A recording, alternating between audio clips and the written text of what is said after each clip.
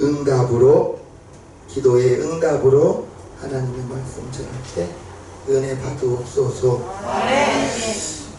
우리 성도님들은 코로나도 무섭지 않는가 봐요. 모여서 기도하겠다고 모인 걸 보면 고맙습니다. 두세 사람만 같이 해도 내가 너희와 함께 하겠다 하면 우리 두세 사람은 넘잖아요. 코로나가 두렵지 않아요. 하나님이 지켜주시니. 오늘 사도행전 12장에 보면 예루살렘 교회에 문제가 생겼어요. 베드로가 감옥에 갇혔습니다. 예수님이 승천하시고 120명이 이제 마가의 다락방에서 성령을 받았죠. 그리고 그때부터 이제 예루살렘 교회가 시작되었는데, 이제 그때부터 이제 핍박이 시작되는 거예요. 먼저 야고보가 순교를 당했습니다. 그리고 베드로가 옥에 갇혔을 때 5절, 교회는 그를 위하여 간절히 하나님께 기도하더라, 빌더라. 이제 베드로가 옥에 갇혔을 때 성도들과 함께 온 사람들이 마음을 같이하여 교회에서 성도들은 베드로를 위해서 간절히 하나님께 기도했습니다. 아멘입니까? 아멘. 기도는 사람이 하고 응답은 하나님이 주십니다. 아멘. 따라합시다. 기도는 사람이 하고, 응답은 하나님께서 하십니다. 기도 사람이 할 때 하나님이 응답하는 거예요. 오늘 베드로가 옥에 갇힌 큰 문제가 교회에 어려움으로 다가왔어요. 순교가 막 시작됩니다. 하나님께서 응답하신 것을 우리는 알아야 됩니다. 기도가 현상만 보고 하면 절대 응답이 없습니다. 현상은 뭐예요? 오늘 기도하면 무언가 좀 달라져야 되는데 시간이 필요해요.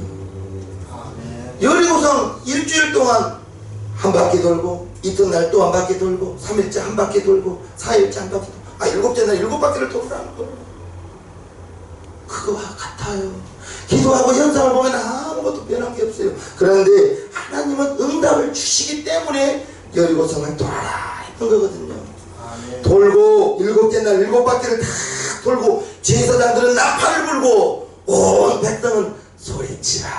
아멘. 거기까지 했을 때 성이 무너진 거예요. 아멘. 한 바퀴 돌고 성벽 봤으면 돌고 싶은 마음 없었을 거예요. 베드로가 옥에 갇혔을 때 교회는 그를 위하여 간절히 기도했는데 금방 풀려나지 않았어요. 다음날 헤롯이 베드로를 잡아내 죽이려고 하는 이날 베드로가 무엇을 했습니까? 읽어봐요.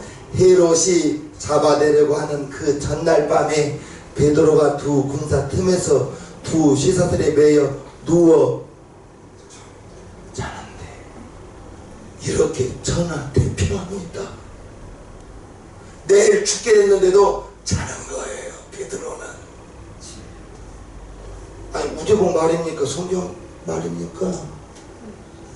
내일 죽게 됐는데 오늘 밤 자고 있는 거예요. 마음이 샬롬 됐습니다. 평안하다는 거예요. 순교할지라도 나는 평안하다. 왜 그럴까요? 그게 구원받은 사람과 불신자의 차이입니다. 구원받은 사람은 죽음이 두렵지 않는 거예요. 왜요? 아니 천국은 길바닥에 황금이라는데, 길바닥에 황금이라는데 주님과 함께 영원히 산다는데, 그러니까 두렵지 않는 거예요. 자고 있는 거예요. 그와 같은 평안이 여러분들에게도 넘치게 되기를 바랍니다. 아멘. 죽음이 두렵지 않는 거예요. 베드로는 죽음이 헤롯이 끌어내기로 한 전날 밤에 누워 자고 있을 때 하나님이 이제 일하십니다. 베드로를 끌어내는 일을 하시는 겁니다. 성도들이 얼마나 기도했겠습니까? 베드로를 위해서. 하나님, 베드로 사도를 구해 주옵소서. 하나님 베드로 사도를 구해 주옵소서. 얼마나 기도했겠어요.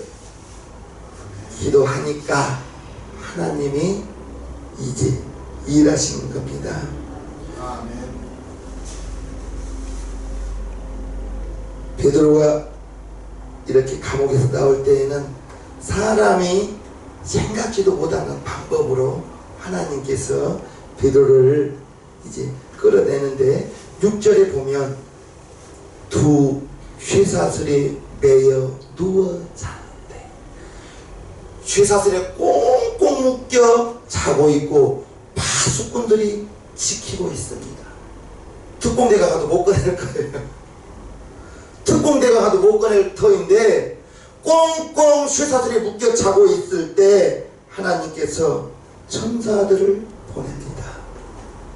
7절 우리 같이 읽을까요? 시작. 호련히 주의 사자, 주의 사자가 천사죠. 호련히 주의 사자가 곁에 섬에 옥중의 광채가 조요하며 또 베드로의 옆구리를 쳐서 깨워 급히 일어나라 하니 쇠사슬이 그 손에서 벗어지더라. 아멘. 사람으로서는 방법이 이해가 안 되죠. 어떻게 그럴 수가 있냐고. 그런데 하나님께서 교회에서 성도들이 베드로 구해주기를 기도했을 때 하나님이 천사를 보내요. 주의 사자는 천사입니다. 천사를 보내요. 히브리서 1장 14절에 보면 고맙고도 감사하게도 천사들은 구원받은 후사들을 섬긴다는 것입니다. 모든 천사는 부리는 영으로 구원하던 후사들을 섬기라고 보내심이 아니냐. 즉 그 말씀은 히브리서 1장 14절 말씀은 내 눈에는 보이지 않지만 나를 섬기는 천사가 있다는 걸 알아야 될 것입니다. 아멘. 나를 섬기는 천사. 그래서 이 말씀을 아는 목사님은 장사하는 성도에게 그 말씀을 가르치는 겁니다. 박사님을 섬기는 천사가 있습니다. 히브리서 1장 14절 모든 천사는 부리는 영으로 부려먹는다는 겁니다. 부리는 영으로 구원 얻은 후사들을 섬기라고 보내심이 아니냐. 즉 박집사님을 돕는 천사가 있습니다. 히브리서 1장 14절 말씀입니다. 박집사님을 돕는 천사가 있기 때문에 당장에 가서 사업장 앞에서 명령을 하시오. 뭐라 명령할까요? 나를 돕는 천사들은 지나가는 손님들을 붙들어 오라. 나를 돕는 천사들은 지나가는 손님들을 붙들어 오라. 그럴 때 천사가 역사하면 지나가다가 괜히 식당을 보는 거예요. 그리고 배고프게 만든 거예요. 들어가서 먹을까? 그 생각을 준다는 것입니다. 나를 돕는 천사가. 믿으시면 아멘. 오늘 주의 사자가 베드로의 옆구리를 쳐서 급히 일어나라 하니까 쇠사슬이 다 벗어져 버려요. 끌려준 거 아닙니다. 벗어지더라. 쇠사슬이 벗어지더라. 흉악의 결박이 벗어지더라. 우리를 묶고 있는 흉악의 결박들이 있어요. 그게 벗어져 버려야 돼요. 아멘이십니까? 저절로 풀려버리는 거예요. 쇠사슬이 저절로 풀려버린 거예요. 베드로를 묶고 있던 것들이 저절로 풀려버린 거예요. 여러분들을 묶고 있는 것은 무엇입니까? 하나님이 풀어줘야 되는 거예요. 아멘. 천사를 보내서 풀어줘야 되는 거예요. 아멘. 천사는 분명히 있습니다. 그리고 역사합니다. 문집사님 꼭 그리고 기도해요. 지나가는 사람들은 이것이 보여져라. 천사에게 명령을 하는 겁니다. 돈 들어간 건 아니잖아요. 돈 들어간 건 아니죠. 쇠사슬이 풀렸고 10절에 보면 이에 첫째와 둘째 파수를 지나 성으로 통한 쇠문에 이르니 문이 절로 열렸는지. 앞에 오니까 문이 열려버리는 거예요. 2절 2007년도에 서울에 오니까 가게 앞에 가니까 문이 탁 열리더라고요. 우리는 그런 게 없었거든. 문이 탁 열리는 거예요. 사도행전 12장에 그와 같은 역사가 일어난 거예요. 베드로가 딱 오니까 문이 쫙 열리는 거예요. 아멘입니까? 열려버리는 거예요. 여러분들에게는 무슨 문이 열려야 됩니까? 열려져야 되는 거예요. 아멘. 축복의 문이 확 열려야 되는 거예요. 건강의 문이 확 열려야 되는 거예요.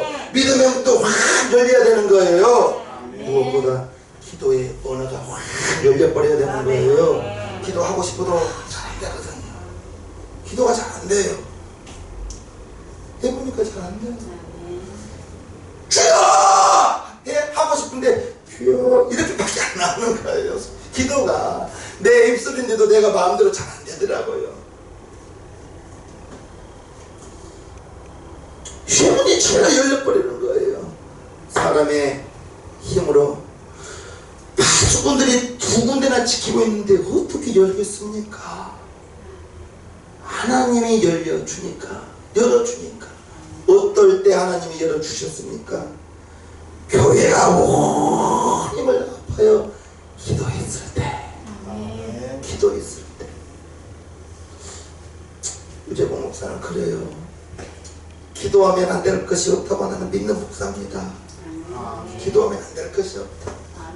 기도하면 안 될 것이 없다. 마귀는 어떻게 해서든지 기도 못하게 합니다. 일단 먼저는 기도의 자리에 참석하지 못하게 하고 예배의 자리에 가지 못하게 하고.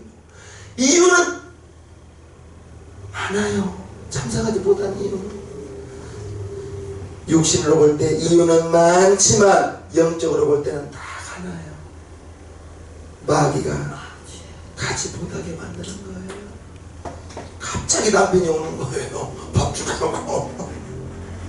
밥 차렸다가 예배 지금 가면 늦겠는데 하더라도 가야 되는데 늦겠는데 에이 다음에 가지 뭐 이렇게 내가 나를 합리화 시켜버린다는 말입니다. 문이 저절로 열려버리는 거예요. 이걸 보면 하나님이 하시는 일은 불가능이 없다. 하나님이 하시는 일은 불가능이 없다. 내가 해서 안 된 것은 하나님께 맡겨야 되는 거예요. 해보면 알잖아요. 내가 해야 될 것이 있고 내가 나의 힘과 능력으로 안 된 것이 있거들랑 빨리 기도는 간단합니다. 내가 못한 것을 주여, 그때부터 기도입니다. 따라합시다. 주여. 그때부터 기도해요. 주여, 내가 이것이 안 되오니 주님 도와주옵소서. 주님 도와주옵소서. 기도는 성도가 하고 문제 해결은 하나님이 하는 겁니다. 우리가 알아야 될 것은 문제 해결의 방법을 알아야 될 것이 아니라 기도하면 하나님이 해주신다. 이걸 알아야 되는 거예요. 기도할 때 하나님이 역사해 주신다. 기도하면 하나님이 내 기도 들으신다.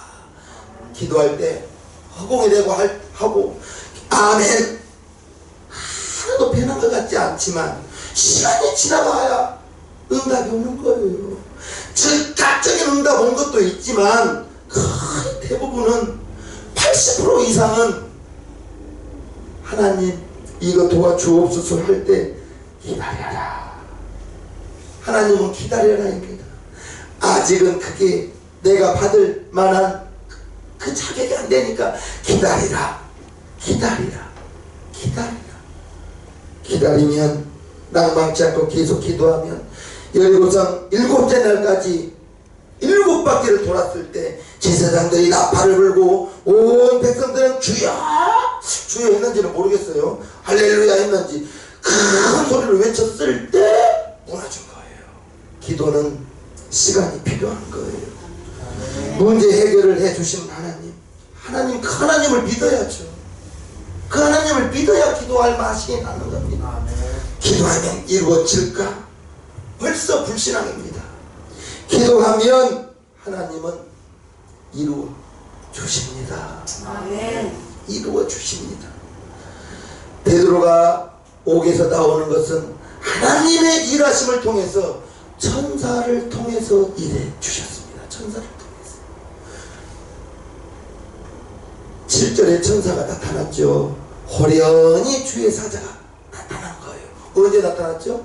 기도했을 때. 기도했을 때. 이스라엘 예루살렘 교인들이 기도했을 때 천사가 나타난 거예요. 천사가 나타나고 8절에 천사가 안내합니다. 천사가 가로되 띠를 띠고 신을 들매라 가르쳐주는 거예요. 신을 들어라! 그대로 하니 천사가 겉옷을 입고 따라오라. 이제 안내하는 거예요. 천사가 안내하는 겁니다. 그리고 9절에 보면 베드로가 나와서 따라갑니다. 천사를 따라갑니다. 그러면서 자기가 환상을 보는가 하더라. 참인 줄을 몰라요. 따라 나오면서도.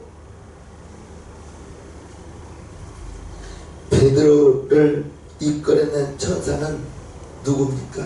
말 그대로 하나님의 심부름꾼입니다. 천사, 하나님의 심부름꾼. 그 천사는 나를 섬기는 영적 존재입니다. 여러분들을 섬기는 영적 존재입니다. 히브리서 1장 14절을 집에 가서 꼭 찾아보셔요. 모든 천사는 부리는 영으로 구원 얻은 후사들을 섬기라고 보내심이 아니냐. 그러면 저와 여러분들은 천사보다 높습니다. 왜 높죠?